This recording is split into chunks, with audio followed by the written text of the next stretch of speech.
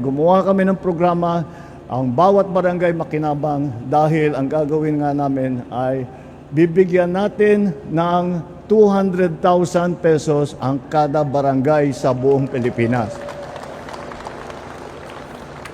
Isa lang ang kondisyon na hinihingi namin sa ating mga barangay officials na yung 200,000 ay kalahati nun ay gamitin para suportahan ang mga presidential scholar. Ayan na naman tayo.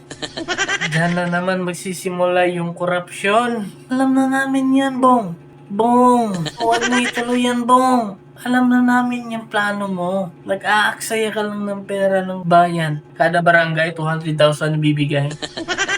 Bong, Bong. Huwag na. Please, huwag na. Huwag ka nang gumastos dyan. Huwag ka nang mag-project. Gagaguhin nyo lang eh. Ibigay mo na lang yan kay Sara sa susunod na administrasyon. Siya nang bahala gumawa ng project para sa Pilipinas. Huwag ka na, Bong. Ay, nako. Korupsyon na naman yan. Kayo mga kababayan, anong say nyo rito? Okay. Well.